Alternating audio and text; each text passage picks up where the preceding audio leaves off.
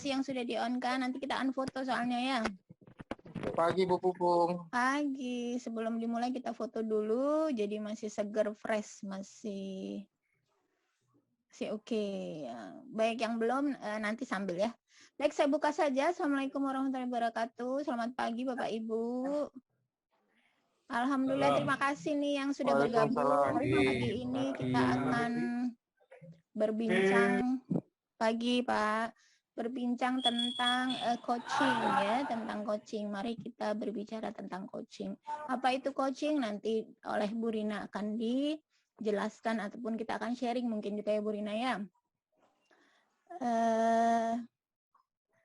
Baik, kita akan sampai jam 10:30. Mudah-mudahan tepat waktu. Mungkin kalau lebih dikit boleh ya Bu Rina ya.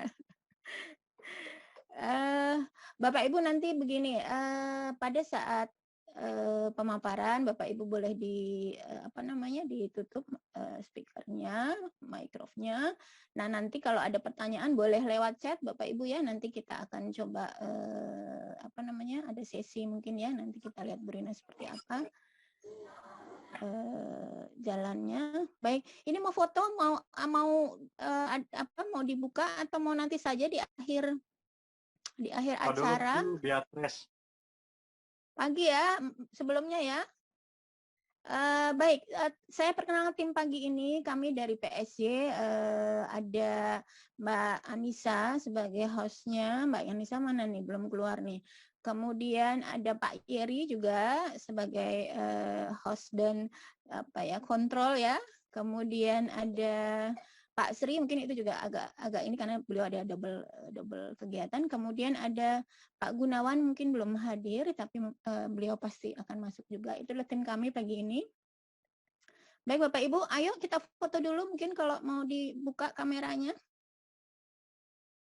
Yang pakai masker kayaknya di luar ya. Baik, Mbak Anissa boleh?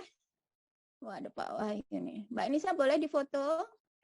Nanti kita foto lagi di belakang, di akhir acara, di sesi acara. Ini mungkin masih ada sibuk ya, pagi-pagi mungkin masih off.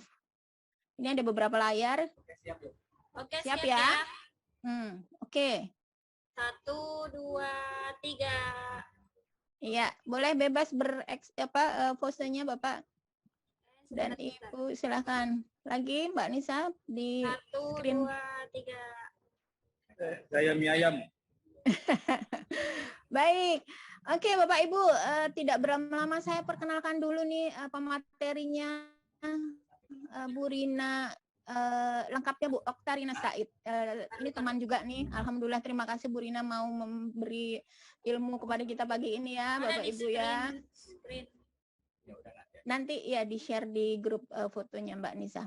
Nah, kemudian ini di antara waktu sibuknya Mbak Rina menyiapkan waktu khusus buat kita nih Bapak Ibu. Saya pun akan belajar lagi nih. Nah, Bu Rina ini teman saya, guru saya. Langsung saja saya perkenalkan ya, nanti sharing ininya Mbak Anissa ya. Bu Rina ini lulusan dari UI, Bapak Ibu, dari psikologi. Kayaknya selama hidupnya membaktikan diri di bidang human ya Bu Rina ya, maksudnya ya sekitar itulah HR management expert ini Bu Rina nih. Kemudian juga training development, ada assessment dari recruitment dan coaching mentoring. Nah, kalau untuk sertifikat udah nggak diragukan deh, ada human resource management sudah bersertifikat gitu ya, terus ada hipnoterapi. Nah, nanti kalau ada yang perlu nih ya bisa langsung ke Bu Rina. Kemudian ada kayaknya point of view juga masuk nih. Nanti ada hal baru nih Bapak Ibu. Nanti bisa kita sesi yang lain ya kalau Bapak Ibu mau. Terus untuk professional experience-nya saya rasa tidak usah dibaca semua ya. Bapak Ibu nanti bisa baca di grup kalau mau. Yang jelas saat ini masih aktif di bidang human resource seputar itu lagi. Jadi Bapak Ibu nanti silahkan banyak-banyak bertanya, sok waktunya manfaatkan gitu ya, tanya sebanyak-banyak ke Bu Rina ya. Kayaknya kalau di luar dari coaching ini mungkin gitu akan ada waktu lain, boleh nanti kalau memang Bu Rina berkenan. Baik, saya langsung saja Bu Rina, saya serahkan waktunya Bapak Ibu, kita mulai acara pagi ini ya Bapak Ibu dengan mengucapkan bismillah. Bismillahirrahmanirrahim. Semoga lancar. Jangan lupa nanti kalau yang belum on kita foto lagi di akhir acara. Silakan Bu Rina, terima kasih. Mangga. Oke. Assalamualaikum warahmatullahi wabarakatuh. Bapak Ibu semuanya, apa kabar? Kabar baik Ibu. Alhamdulillah. Baik Ibu. Terima kasih Pak Leo. Apa kabar, sehat ya Pak? Bapak Ibu semuanya sehat ya? Oke, saya sebelumnya mengucapkan terima kasih juga sebenarnya dengan Mbak Pupung diajak untuk sharing di PSY gitu ya. PSY ini singkatan dari apa, Mbak Pupung? PSY itu Persona Satria Yuswara, Mbak Rina. Siap, Tadi siap. sudah ada Oke, videonya. jadi benar saya dengan Mbak Pupung ini udah kenal udah berapa ya, udah lama banget gitu ya, teman, sahabat, saling bantu kalau ada kegiatan itu. Jadi ya sepenanggungan, sependeritaan gitu. Penderitaan kalau lagi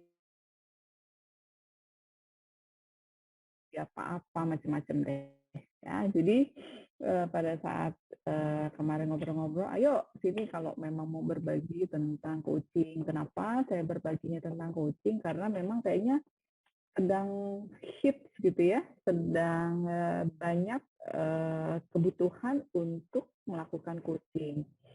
Antara coaching, antara mentoring, antara konseling, itu beti nih kalau bahasa gaulnya itu beti, beda tipis gitu, karena kebutuhan ini sangat tinggi saat ini. Kemarin saya ngobrol dengan beberapa teman gitu, waduh ini bukan gara-gara ya, di kondisi ini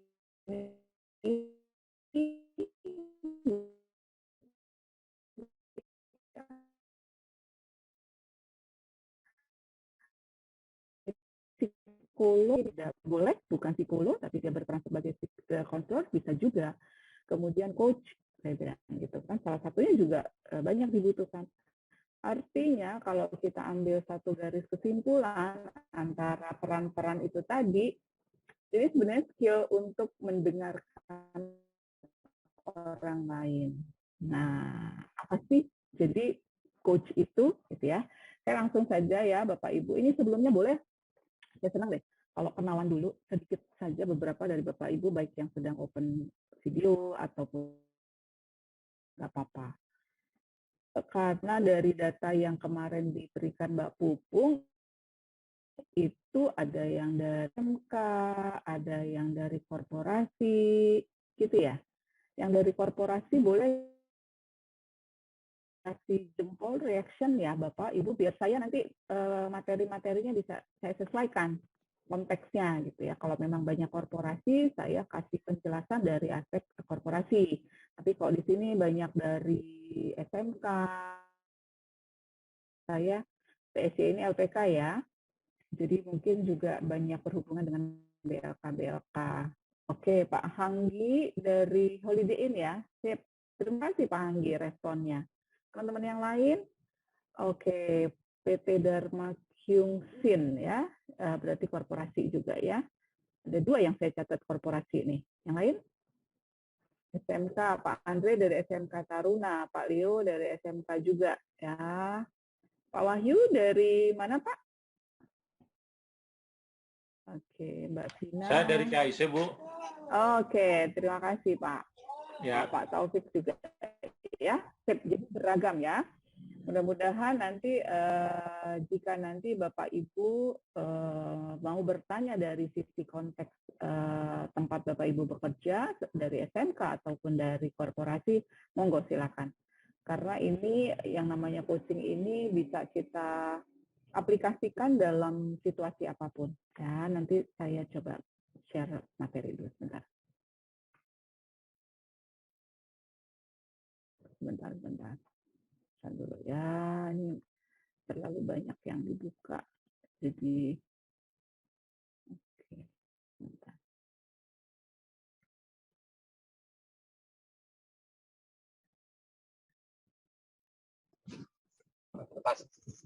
Dari saya sudah kelihatan? Sudah ya. Oke, nah ini tadi udah dijelaskan oleh Mbak Pupung. Ya memang saya sejak lulus kuliah sampai dengan tahun 2006 kalau tidak salah itu saya banyak kerja di korporasi. Terus setelah itu baru kerja mandiri. Gitu.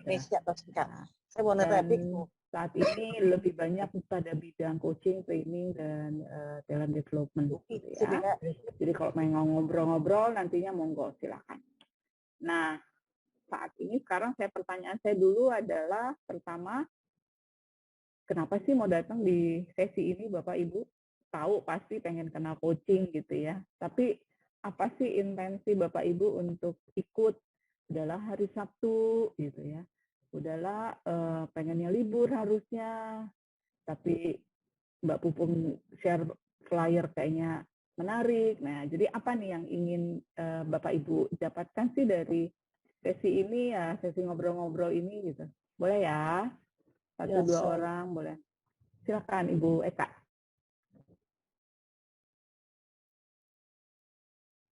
Dibuka aja ininya Bu Eka, kalau nggak usah di chat langsung aja. Mulai langsung yuk biar kita interaktif nih, enak Iya, nih. ayo siapa yang man? Tes. Nah, Tes, boleh Bu. Udah tes Bu. kedengar Bu, mangga silakan. Ya, perkenalan saya dari SMK 1 Cikampek ya, Bu. Ya Bu. Ya. Apa yang Ibu inginkan dari sesi ini, Bu? Dan kira-kira untuk dengan kaitan Ibu dari SMK, apa yang nantinya ingin Ibu dapatkan dan akan Ibu terapkan? Boleh ya, kita sharing ya. Kebetulan saya di sini kan sebagai urusan BKK ya, Bu ya. Bisa kerja khusus ya, mungkin karena di sini kita mengurusi masalah lulusan, serapan lulusan. Ya mungkin yang perlu pelatihan di sini ya sekolah mempersiapkan siswa supaya siap diserap di dunia industri, Bu. Itu mungkin kalau saya. Oke. Jadi ingin belajar tentang coaching supaya nanti persiapan ya bisa diterapkan pada siswa-siswa gitu ya, Bu, untuk masuk ke dunia kerja ya. Iya, betul. Siap. Terima kasih Bu Eka. Yang lain? Ada satu lagi? Apa sih? Dari saya Bu, Handi Bu. Boleh silakan Pak Handi. Ya, kebetulan saya memang kerja sebagai Learning and Development di Holiday Inn Bandung Pasir. Jadi pengen menambah insight baru ataupun perspektif baru, barangkali nanti bisa diaplikasikan nih best practice-nya gitu Bu.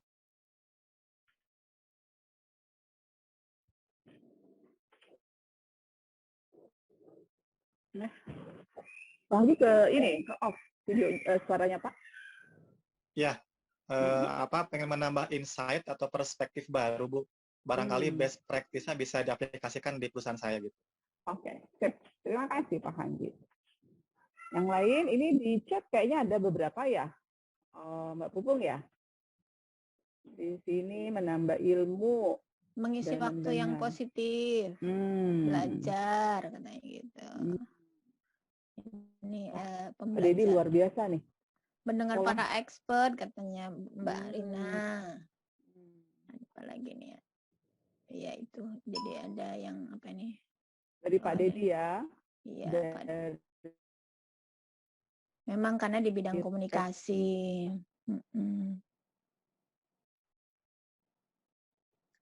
Oke, kita lanjutkan ya. Jadi paling tidak yang saya coba, yang bisa saya tangkap ingin dapat ilmu lah, ya. Tapi saya sebenarnya juga tidak hanya berharapnya tidak hanya saya yang bicara.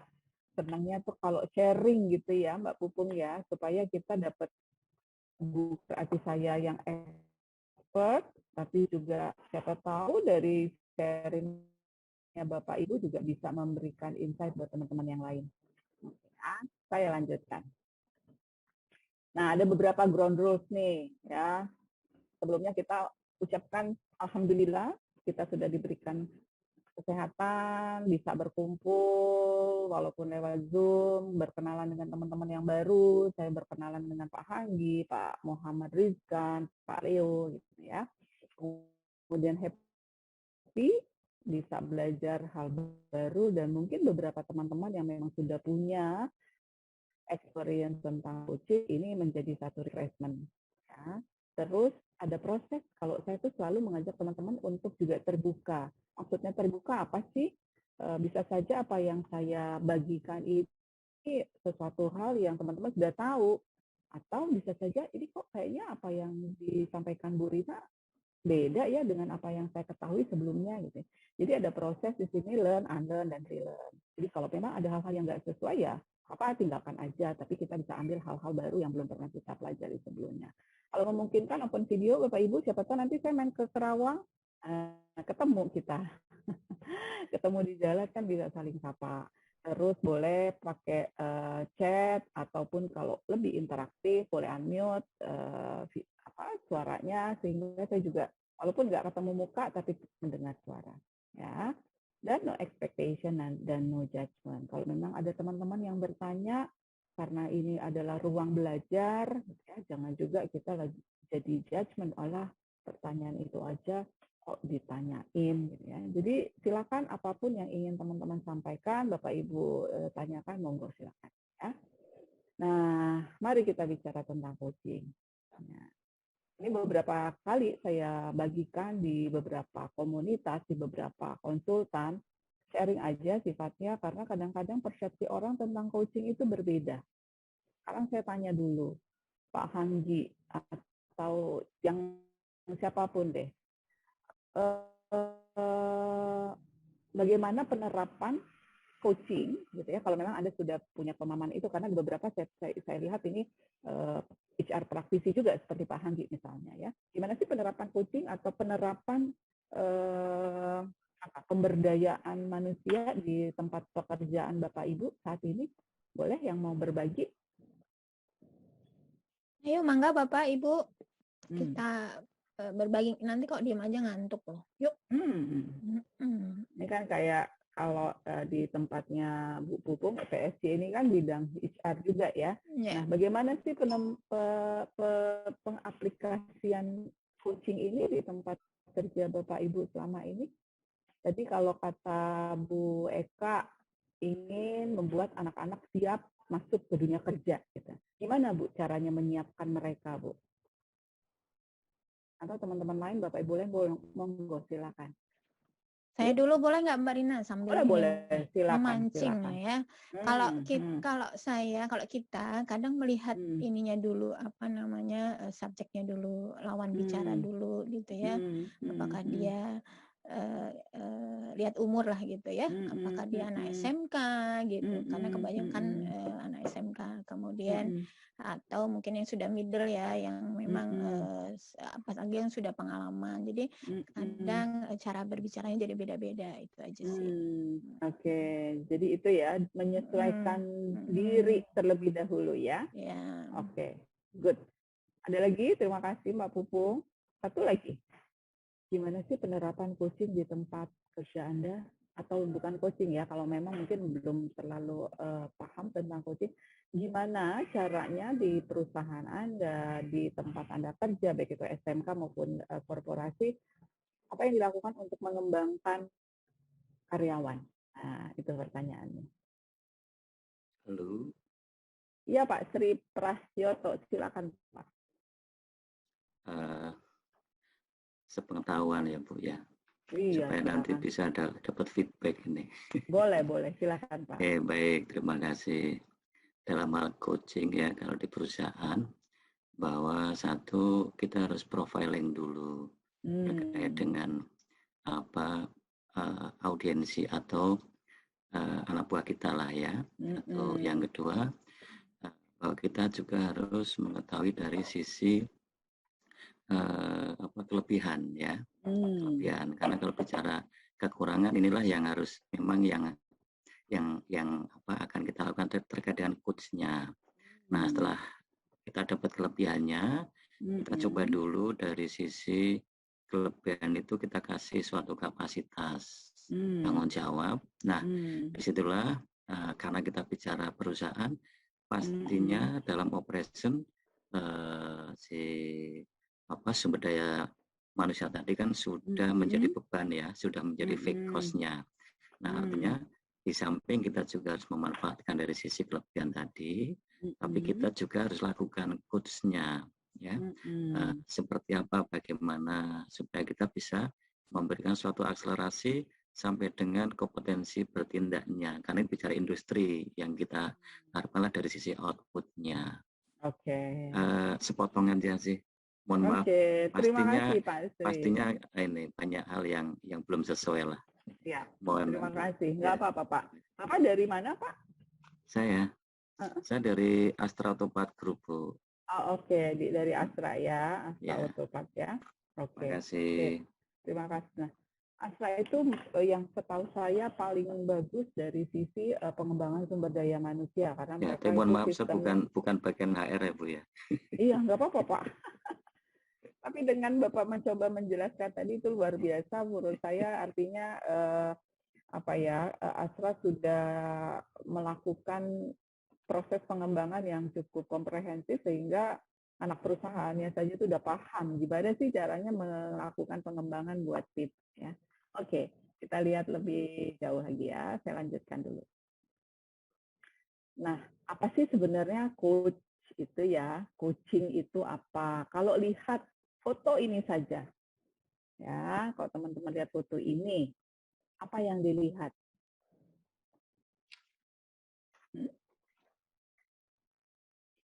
Dari foto ini aja deh, nggak usah jauh-jauh deh, gitu ya. Apa yang terlihat di sini? Ada tulisan coach. Lihatnya tasnya, Mbak. Oh iya nih, ibu-ibu banget nih ya. Kalau ibu-ibu tuh udah langsung lihatnya tasnya gitu ya. Walaupun sebenarnya delmannya Pak Leo. Oke. Apa makna delman, Pak? Ya. Apa fungsi delman itu apa? Fungsi delman sebagai salah satu transportasi tradisional dulu. Dulu, oke. Ya, memindahkan orang dari satu tempat ke tempat lainnya. Dari satu tempat ke tempat lain. Good. Pak Leo, terima kasih. Ya, itulah sebenarnya coaching. Prinsip dasarnya bahwa proses coaching itu adalah memindahkan seseorang atau sekelompok orang dari satu titik ke titik yang ingin dia tuju. Itu prinsip dasarnya. Ya. Jadi kalau misalnya tidak terjadi perpindahan, berarti mungkin proses coachingnya belum berjalan efektif.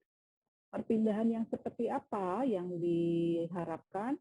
Kalau delman kan memang perpindahannya secara fisik ya, dari Jakarta menuju ke Bogor misalnya, atau dari Tangerang Selatan menuju ke Karawang misalnya gitu. Itu fisik, ada perpindahan fisik. Tapi dalam coaching tidak harus fisik, lebih banyak kepada mental, kepada sudut pandang, lebih pada ke hal-hal yang berimpact pada tindakan yang akan dia lakukan. Sampai di sini paham, Bapak Ibu, nangkep nggak ininya pondasi utama coaching itu? Nah, jadi saya ulangin, berpindah dari satu posisi ke posisi yang diinginkan tidak hanya fisik, tetapi lebih pada pemikiran, mental, kemudian hal-hal yang sifatnya ada perubahan sehingga dia bisa melakukan aksi. Jadi misalnya saya, contohnya gitu ya, saya melakukan coaching pada salah satu tim. Apa yang diinginkan oleh salah satu tim saya? Ingin ingin lebih mampu berkomunikasi dengan anak gitu. Nah, itu kan bukan perpindahan secara fisik, tapi lebih kepada mental gitu. Nah, inilah coaching. Ya, lalu apa sih peran coach di sini? Nanti saya coba jelaskan lagi. Coaching ini tekniknya, kalau coach profesinya. Makanya di awal saya sebut diri saya sebagai profesional coach yang mengambil beberapa sertifikasi di kelas akademi coaching. Ya, jadi orang yang menjalankan peran sebagai orang yang melakukan proses coaching, yang membantu orang lain, itu kita sebut sebagai coach profesinya. Diterapkan di mana sih proses coaching ini? Dalam konteks apa aja dia bisa diterapkan? Dalam berbagai hal, Bapak Ibu. Pada leadership ini tentu yang teman-teman yang bekerja di korporasi gitu ya, leaders coaching. Parenting bisa, katanya sekarang parent as a coach gitu, bahwa seorang orang tua gitu itu juga berfungsi sebagai coach. Kemudian ada juga coach yang fokus pada masalah-masalah di kehidupan sehari-hari gitu. Soal bisnis, saya beberapa kali juga mendampingi beberapa UMKM untuk bisa meningkatkan omset. Ya. Kemudian juga education. Nah, education ini teman-teman Bapak Ibu yang bergerak di bidang SMK tadi, gimana caranya mempersiapkan anak-anak SMK ini, teman-teman para lulusan SMK untuk bisa siap masuk ke dunia kerja. Apa yang harus kita tingkatkan secara personal siswa-siswa ini? Ya. Sport. Nah, kalau sport ini misalnya siapa? Tahu nggak Bapak Ibu coachnya yang kemarin memenangkan juara itu double ini bulu tangkis? Siapa yang kenal? Eng Hian, Bu. Betul banget Pak Hanggi ya, Coach Eng Hian. Nggak ada yang kenal, tapi begitu saya sebut Gracia Poli, siapa yang nggak kenal tuh Gracia Poli? Pasti kenal. Tapi ngomongin coachnya siapa yang nggak kenal? Karena itulah peran coach sebenarnya. Bukan dia yang tampil, tetapi orang yang ingin dia bantu itu yang memang menjadi artisnya gitu lah istilahnya ya. Jadi kalau seorang coach masih ingin tampil gitu ya, ingin betul-betul merasa jadi orang yang berjasa, itu perlu dicek lagi ininya, intensinya. Kemudian juga di sini ada health coach. Ini biasanya beberapa teman-teman saya itu yang membantu diabetes, kemudian mau diet, gitu. Itu juga cukup banyak yang saat ini sedang didalami oleh beberapa teman-teman saya. Ya. Nah, terus bisa, apakah harus dalam bentuk settingnya grup? Bisa. Apakah harus one on one? Enggak juga, gitu.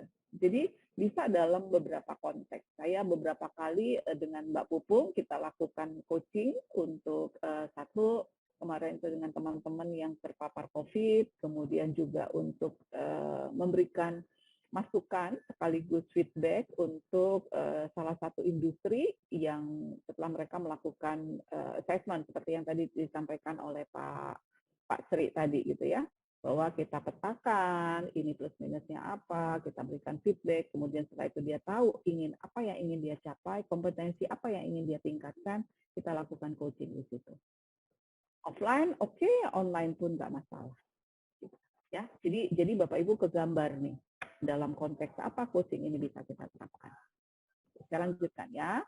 Kalau Bapak Ibu mau tanya, Mbak Pupung boleh langsung aja Mbak Pupung biar langsung diselak, jangan sampai nanti saya juga kelewatan, lupaan gitu ya. Ya, siap. Oke. Nah, tadi kita udah bicara nih coaching tadi ya. Jadi prinsip dasarnya memindahkan seseorang ke tempat yang ingin dia tuju. Bukan kita. Nih, kenapa sih disebut coaching gitu ya?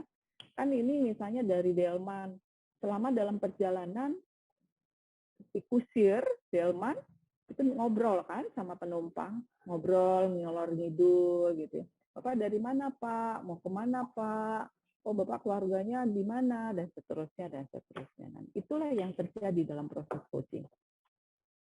Yang menjadi starnya itu adalah penumpang karena dia yang menentukan dia mau kemana, bukan diarahkan oleh kusir Gitu. Begitu juga dalam proses coaching, bukan kita yang mengarahkan, kita hanya men-challenge dia saja. Ya. Oke, terus lalu apa yang bukan coaching nih? Kira-kira apa Bapak Ibu yang bukan coaching? Pak Rizkan, boleh? Mau tanya Pak Rizkan? Iya. Silakan Pak Rizkan langsung saja. Masih mute Pak. Suaranya belum keluar, ya. Nggak kedengeran suaranya Pak.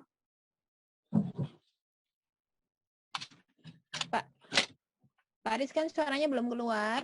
Atau mau di chat nanti? Aja boleh. Ya, tulis di chat aja kalau. Ya. Oke, sudah terdengar Pak, belum? Sudah Pak, mangga. Oke. Itu nama anak saya Muhammad Rizkon. Sebenarnya saya Muhammad Abdul. Mukanya ke depan, bukan ke belakang. Ya. Ya, lanjut Pak. Oke. Pertanyaan saya gini Bu Rina.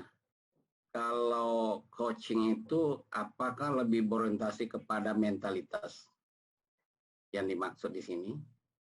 Karena seperti yang dikatakan Ibu, membantu UMKM berkaitan dengan peningkatan omset.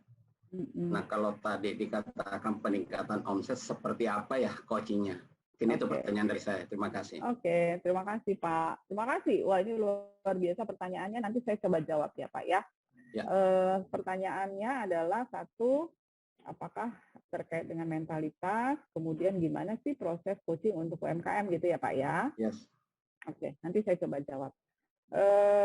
Terkait dengan mentalitas ada di slide berikutnya, ya nanti kita coba lihat. Nah, sebelum itu saya tanya lagi ke Bapak Ibu semua nih. Lalu kalau tadi coaching, yang bukan coaching apa? Ada nggak yang bisa jawab? Khususnya Bapak Ibu yang di korporasi nih, atau Bapak Ibu yang di SMK, yang BK gitu ya, guru-guru BK gitu. Nah ini boleh nih. Ayo. Kalau gantian mau coba menjawab. yang menjawab. Mbak Sarah mana nih Mbak Sarah nih? Tadi pagi semangat banget nih Mbak Sarah. Ayo Mbak, boleh. Teman-teman yang dari SMK gitu ya, boleh. Silakan. Iya, nih Bu Nok, mana nih Bu Nok? Oke, apa Mak? Kalau memang belum nanti boleh dituliskan di kolom chat ya. Banyak sekali peran-peran yang hampir beti gitu ya, beda-beda tipis, tumpang tindih gitu. Kalau di korporasi itu ada nanti kita sebut sebagai mentoring. Nah, begitu juga di SMK juga pasti ada ya Mbak Pupung ya, ataupun di LPK ada juga mentoring. Ada lagi training, ada lagi konseling. Tadi saya sudah sebut itu di awal kan, bahwa konselor saat ini nih juga cukup dibutuhkan gitu ya. Terus ada juga nanti terapis. Apa sih bedanya satu sama lain Bapak Ibu? Ada yang tahu nggak kira-kira? Yang betul jawabannya nanti saya kasih hadiah. Minta sama Mbak Pupung hadiah. Ayo Pak. Apa bedanya? Yang pengalaman aja, sharing pengalaman. Iya, berdasarkan tadi, pengalaman betul, saja. Pakai bahasa sendiri. Kemudian tadi sudah ada rule-nya bahwa tidak ada yang salah di sini. Silakan Bapak Ibu. Coba ya Bu ya. Mungkin dari saya. Oke. Boleh. Silakan. Monggo Pak Leo. Oh, saya dulu. Yang saya tahu kalau konseling itu kan proses bagaimana kita membantu seseorang menyelesaikan masalahnya dengan cara orang itu sendiri. Jadi kita hanya mengarahkan. Terus kalau mentoring itu, misalkan kita paham satu kegiatan, misal membuat kue deh, ya. Nah, terus kita melatih seseorang sehingga dia bisa membuat kue. Barangkali itu ya. Oke. Ya, makasih. Siap. Terima kasih Pak Leo. Maaf Pak, tadi bapaknya Muhammad Rizkan. Nah. Ya, saya Pak Alwi Bu. Pak Alwi ya, silakan Pak. Oke Bu, jadi saat ini memang saya bergerak di bidang consulting ya, berkaitan dengan improvement. Kalau misalnya saya membantu perusahaan atau UMKM, maka saat selesai pelatihan ada dua istilah yang saya pakai, Bu, penerapannya, yaitu mau dengan pendampingan, pelatihan pendampingan, atau mau dengan mentoring. Jadi dua itu biasanya saya gunakan dalam hal ini. Terkadang kalau kita di lapangan, kita juga suka mendengar kalimat seperti ini.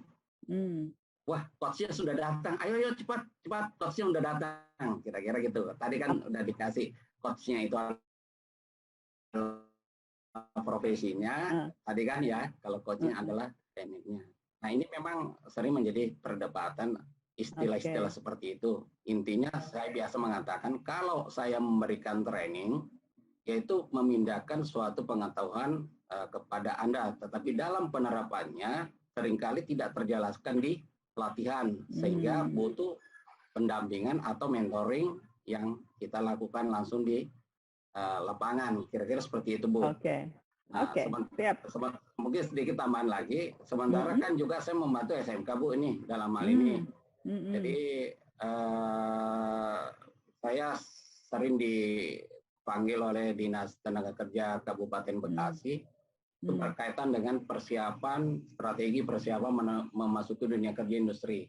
Nah, salah satu pelatihan yang diberikan di dalamnya adalah wawancara. Tapi pada saat kita interview tidak apa ya, tidak disengaja atau dengan sendirinya keluar menjadi semacam apa ya, bisa dikatakan coaching kah itu, atau sebagai orang tua ke anak menyampaikan, yo harus persiapan ini, waktumu tinggal dikit, caranya begini. Itu kan agak-agak dekat sama artinya tuh ya, Bu ya. Siap. Nanti kita coba lihat. Ya, Bu. Ya. Oke. Siap. Terima kasih Pak Alwi. Nanti kita lihat ya. Oke. Nah, inilah dia. Ya.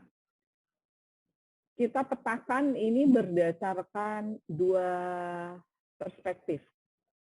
Masa depan, di sebelah kanan itu berorientasi pada masa depan atau solusi, gitu ya. Di sebelah kiri itu berorientasi pada masa lalu atau pada masalah. Kemudian di atas terkait dengan apakah kita lebih banyak bertanya atau lebih banyak memberitahu. Dengan peta ini, Bapak Ibu bisa lihat. Sebelah kiri itu konseling dan terapi. Konseling dan terapi. Artinya dua peran ini lebih banyak menggali persoalan-persoalan masa lalu.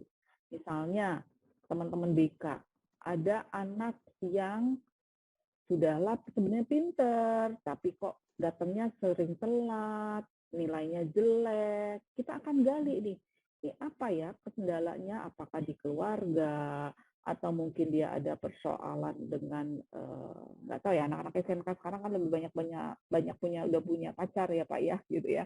Apakah dia terkait dengan persoalan dengan keluarga, dengan pacarnya, dengan apa? Itu kita konseling, kita tanya. Segala sesuatu itu kita tanya. Gitu. Konseling berkaitan dengan persoalan masa lalu dan kita akan banyak bertanya.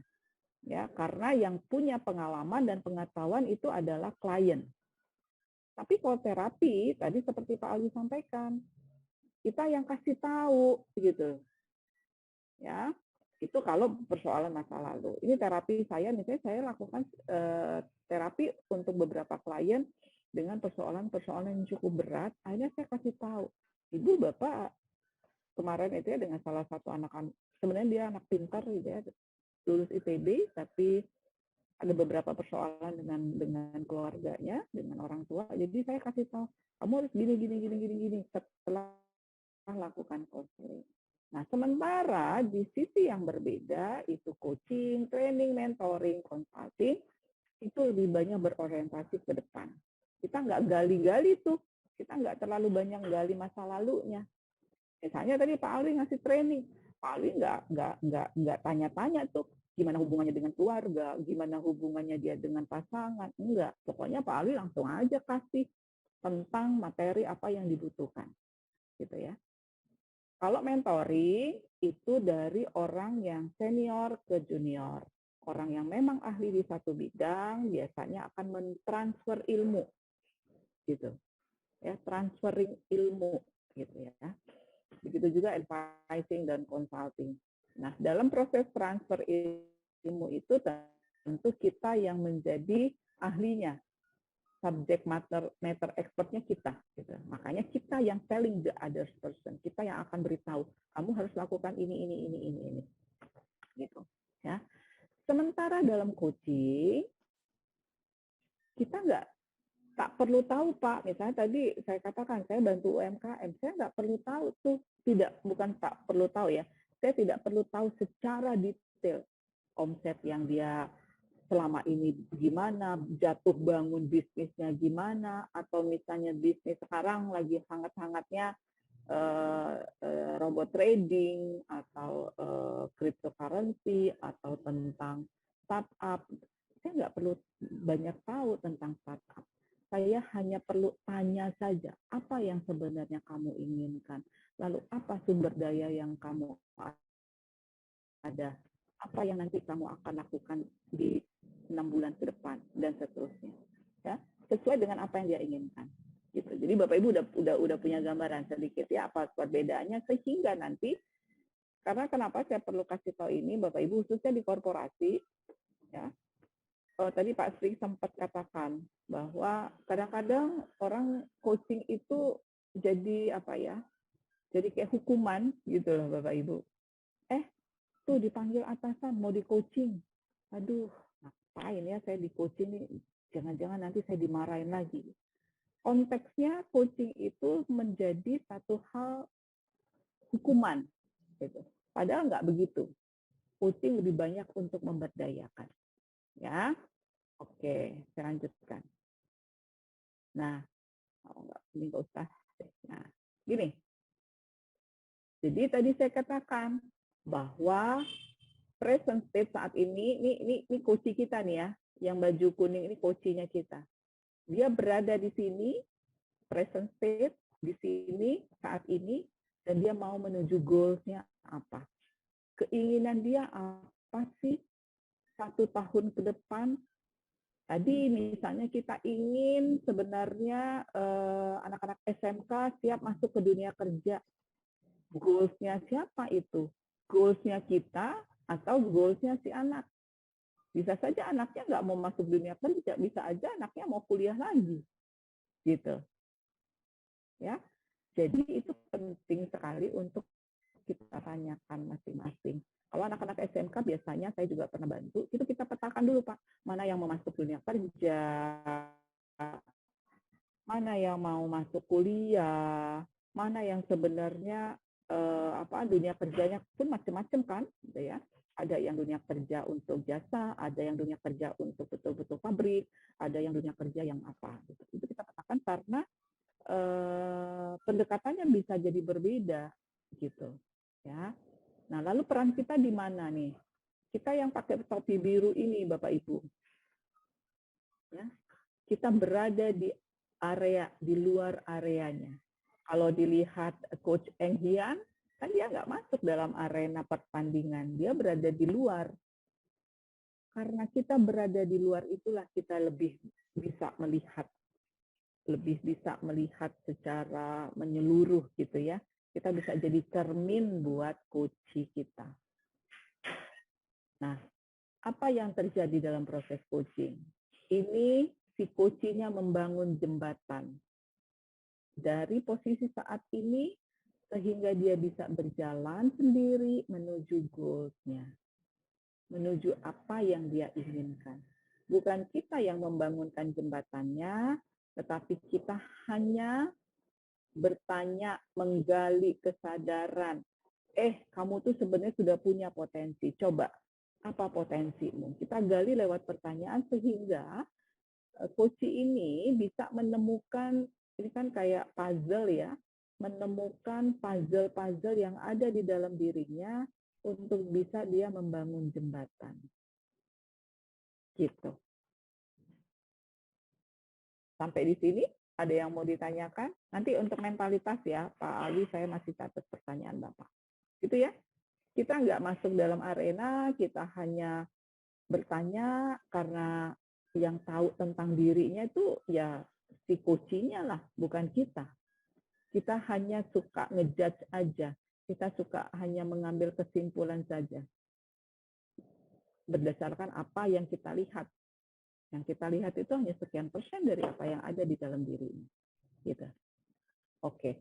Dan satu hal, coaching ini buat saya, karena kebetulan saya Muslim, gitu ya, berangkat pada, kalau saya mengkaitkannya, berangkat pada pemikiran bahwa Allah itu pasti memberikan yang terbaik buat umatnya. Ya. Tidak akan memberikan hal-hal yang, kalaupun memberikan satu masalah, pasti akan diberikan satu sumber. Ya. Bahwa manusia adalah ciptaan terbaik. Artinya apa? Allah sudah memberikan berbagai resource kepada manusia untuk membuat dia menyelesaikan masalah, untuk dia bisa mencapai goals.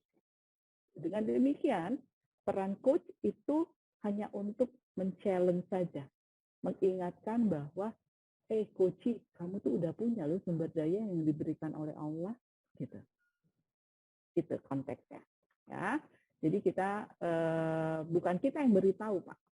Kalaupun misalnya dia butuh clue gitu ya, butuh stimulus, boleh.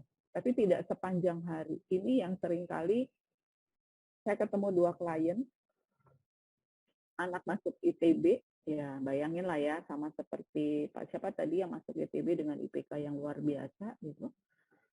Tapi dia nggak puas dan dia mau keluar karena dia selalu merasa diberitahu oleh orang tuanya. Kamu harus gini, kamu harus gitu, kamu harus gini, harus gini, harus gitu, harus gini, harus gini, harus semuanya. Sehingga dia nggak tahu mau apa gitu. Dan ini yang sering kali terjadi di kondisi saat ini. Orang tua selalu memberitahu anak karena merasa saya yang lebih tahu, gitu. Ya, sehingga anak merasa nggak punya kemauan, nggak punya, akhirnya nggak tahu maunya apa. Ya, saya lanjutkan dulu Bapak Ibu. Nah ya, tadi kita sudah bicara bahwa ini present state, ini desire state, state yang diinginkan atau kondisi yang diinginkan. Dalam mencapai itu pasti ada problem kan? Nggak mungkin mulus ya, ada sih lah mulus-mulus, tapi kalau mulus itu hampir jarang. Pasti selalu ada problem. Ya, problem nih, mentok pas jalan menuju desire state ada problem.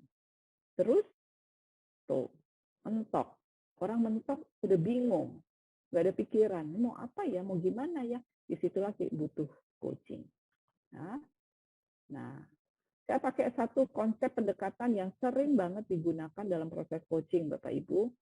Ini namanya GROW. Nanti saya jelaskan ya. Jadi present state itu realitasnya apa, desire state itu goals atau tujuan yang diinginkan apa. Ya. Dalam menuju goals ini kan ada problem. Saat orang yang kadang-kadang buntu gitu loh Pak, buntu banget dengan problemnya, dia rasanya tuh nggak punya pilihan-pilihan, option tuh nggak ada. Disitulah kita sebagai coach itu membuka pikirannya, membuat coachnya sadar, oh iya ya ternyata saya punya pilihan-pilihan lain loh. Secara psikologi manusia itu kalau dihadapkan pada masalah ini otaknya tuh terhijack katanya, amigdalanya tuh terhijack sehingga nggak bisa lihat banyak sudut pandang. Peran coach di sana membuat coach kita melihat sudut pandang lain yang kayaknya tuh tertutup. Setelah ketemu option, kita coba bikin si coach ini melihat option-option, kemudian dia akan bisa bergerak menuju goals-nya. Ini prinsip dasarnya. Ya. Nah, terus menjawab pertanyaan Pak Alwi tadi. Ada 2 sebenarnya coaching yang saya pelajari ya. Performance coaching. Performance coaching ini biasanya memang dikaitkan dengan hal-hal yang sifatnya teknis. Tadi misalnya anak-anak SMK, gimana sih supaya siap kerja? Ya tentu keterampilan teknisnya kita kuatkan dulu, ya. dia tidak tahu caranya, tidak punya pengetahuan, kita kasih dulu materi-materi yang terkait dengan hal-hal teknis. Tapi yang menjadi isu adalah lebih kepada transformational coaching. Ini yang tadi disebut Pak Alwi, apakah biasanya terkait dengan mentalitas? Iya, Pak. Masalah terbanyak kalau saya melakukan coaching itu pada hal-hal terkait dengan mentalitas. Creating mindset, gitu ya, menciptakan kesadaran baru. Ini terkait dengan sikap, ya, tahu caranya tapi nggak punya kemauan, ya, takut salah, takut gagal, ragu, tujuan tidak jelas, banyak mau, tidak fokus, belum move on, dan seterusnya. Banyak sekali isu-isu saat saya melakukan coaching.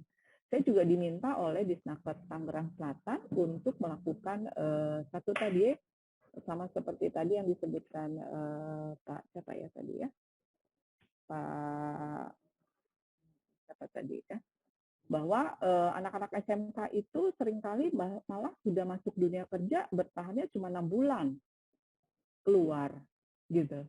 Nah, saya juga diminta nih oleh Disnaker untuk, Bu, gimana ya caranya anak-anak SMK ini orang yang tahan banting gitu ya istilahnya ya, selalu punya fighting spirit yang kuat karena mereka secara teknis sudah punya keterampilannya.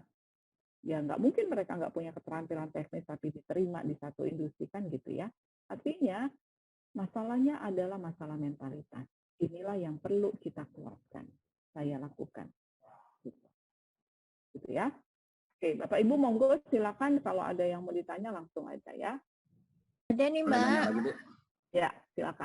Pak Alwi sebentar, ada yang duluan tanya dari Pak Taufik Sahbana nih, bagaimana supaya proses coaching tidak terjebak pada idealisme si coachnya yang menggiring pendekatan dan arahan malah muncul dari si idealisme si coachnya gitu. Oke, nanti ada beberapa, nanti setelah slide ini saya akan kasih 3 basic skill coaching, Pak.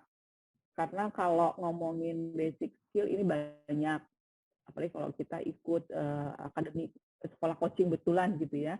Tapi ini karena kita sharing saja, saya akan kasih 3 basic skill-nya saja. Nanti ya Pak Taufik ya, nanti akan saya jelaskan ya Pak. Oke. Kita lanjutkan lagi, Bapak Ibu. Nah, bentar. Nah, kalau kita lihat di sini, ya, nih, ininya, fotonya kan gini ya, ini orang tua atau orang dewasa dengan anak-anak.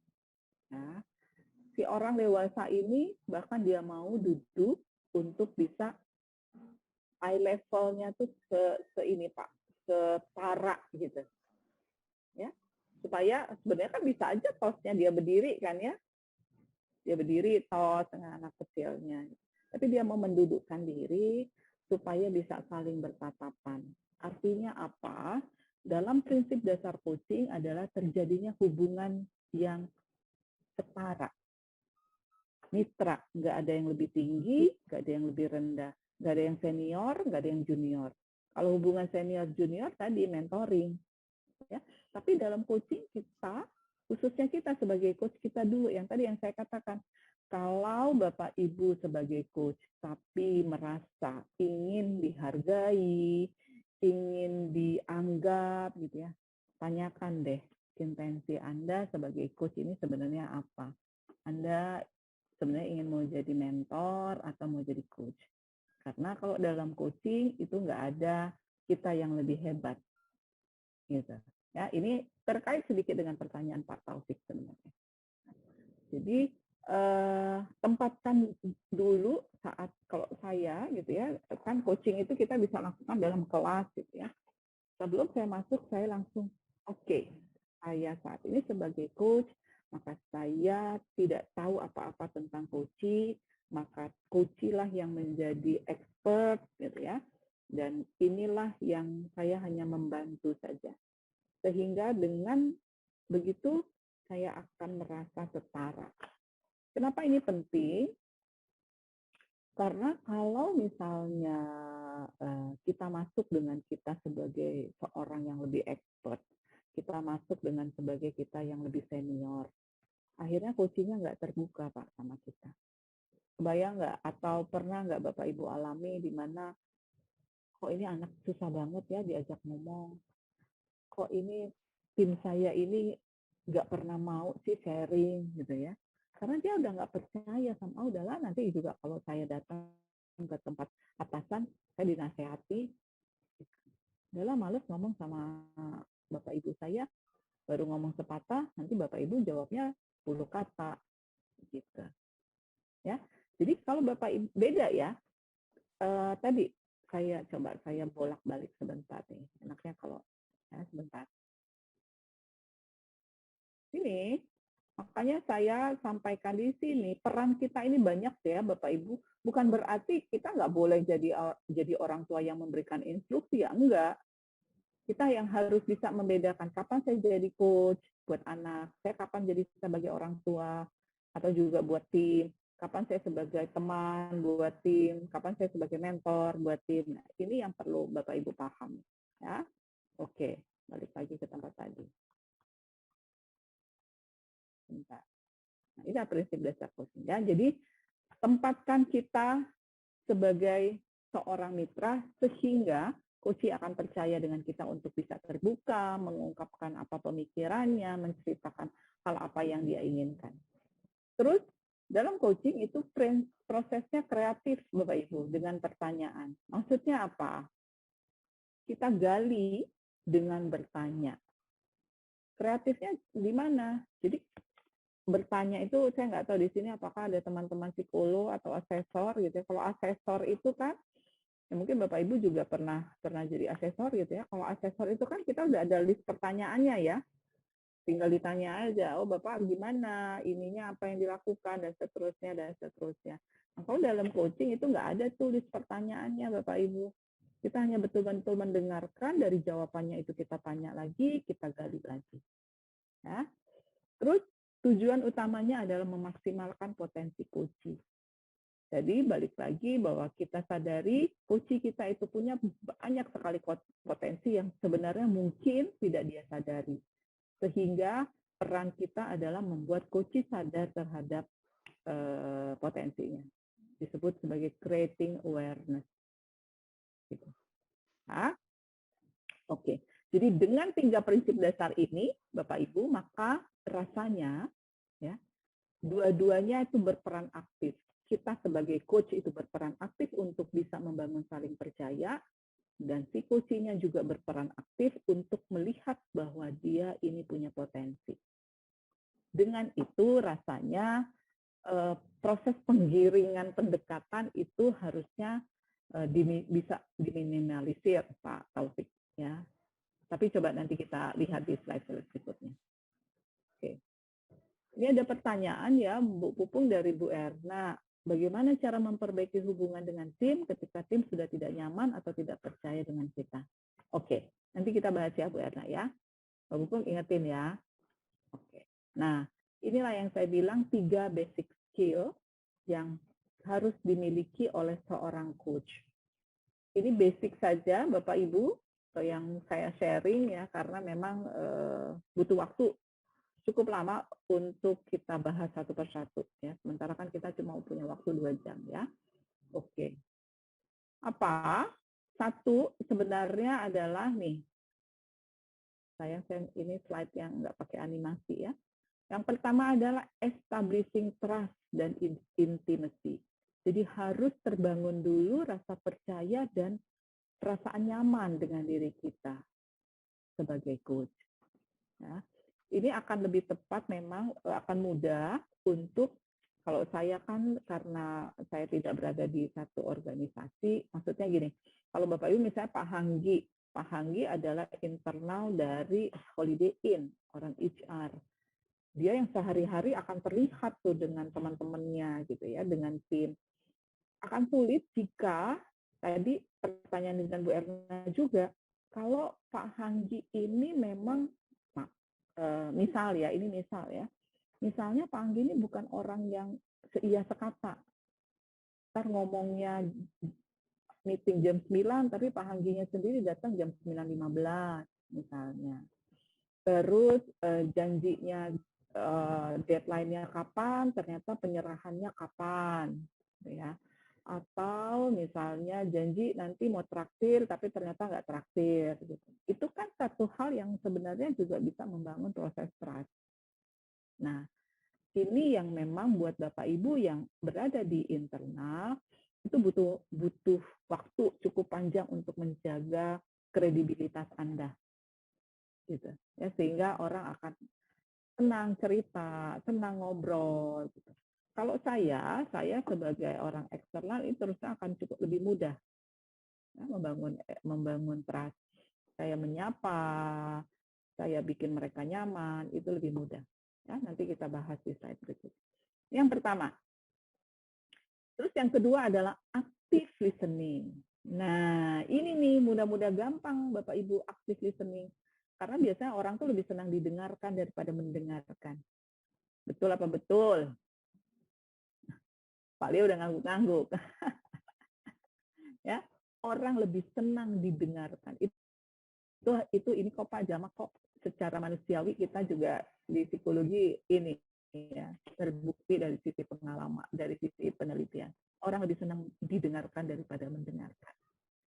Artinya apa? Kalau Bapak Ibu ingin pas lagi punya topik sebagai coach, yuk gunakan dua telinga Anda.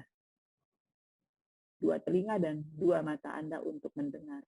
Karena mendengarkan aktif itu tidak hanya lewat telinga, tapi juga lewat mata. Nanti saya bahas ya. Itu yang kedua, active listening, dan yang ketiga adalah powerful questioning. Pertanyaan yang memberdayakan. Nah, ini juga susah gampang Bapak Ibu. Kenapa? Karena Indonesia itu pendidikannya biasanya menyimak. Ayo anak-anak, simak Bapak Ibu dulu. Terus kalau ada guru ya anak yang tanya, apa sih kamu tanya-tanya, dengerin aja dulu. Saya pun sebagai orang tua suka gitu sih Bapak Ibu ya. Kalau anak yang udah mau tanya, pertanyaannya sulit pula. Udah nanti dengerin dulu deh. Gitu.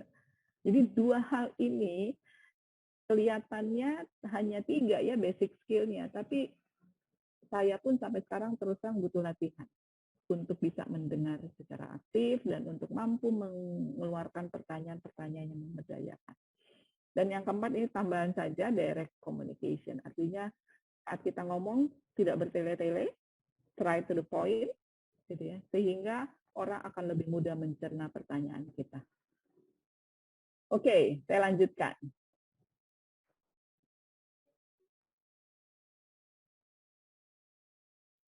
Nah, sekarang saya tanya, apa beda hearing dan listening?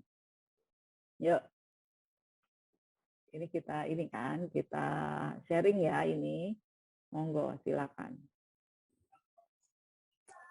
Listening sengaja mendengar, Bu. Listening sengaja mendengar. Oke, Pak Leo. Kalau hearing, Pak? Hearing tidak sengaja, Bu. Tidak sengaja ya. Oke, ya, terima kasih. Terima kasih Pak Leo. Yang lain? Listening mendengarkan, hearing dengarkan. Oke, terima kasih Pak Alwi. Jadi hearing itu benar gitu ya, tidak sengaja, tidak ada intensi Bu untuk datang ke sini, jadi punya niat. Ya. Nah kalau hearing itu nggak ada niat, kita dengar bisa aja suara tokek gitu ya, tokek gitu, kedengeran saat kita lagi ngomong kayak gini, ya kedengeran, tapi kita nggak niat untuk ini tokek ini dia berada di mana ya posisinya gitu ya, ini mau ngomong apa ya sebenarnya tokek ini, nggak niat kita untuk cari tahu lebih jauh, enggak. Nah, sementara kalau listening itu mendengarkan. Nah, kalau hearing itu mendengar, ada aktifnya mendengarkan, gitu ya. Artinya apa? Kita betul-betul menyediakan telinga kita, hati kita untuk lebih tahu lebih lanjut. Oh, ini nada suaranya kayaknya anaknya lagi sedih deh, gitu. Walaupun kata-katanya sama, Bapak Ibu. Saya tanya, apa kabar? Baik. Apa kabar? Baik, Bu. Beda ya. Nah, itulah listening. Kita bisa tahu ini nada suaranya kayaknya nggak baik-baik aja, walaupun kalimat yang disampaikan baik. Tapi dari nada suara ini kayaknya dia lagi sedih deh. Gitu ya. Kita bisa konfirmasi. Seberapa baik, kalau dari nada suara kayaknya kamu nggak happy, benar nggak? Itu bisa kita tanyakan. Ya. Jadi berlatih untuk mendengarkan tidak hanya apa yang disampaikan, tetapi mendengarkan juga apa yang tidak disampaikan. Gitu. Nah, ini challenging memang, menantang untuk kita terus bisa mengobservasi. Itu suara. Apalagi yang bisa didengar, Bapak Ibu, selain suara sebenarnya? Ada nggak? Apa yang bisa kita dengar? Dengar dalam tanda kutip ya.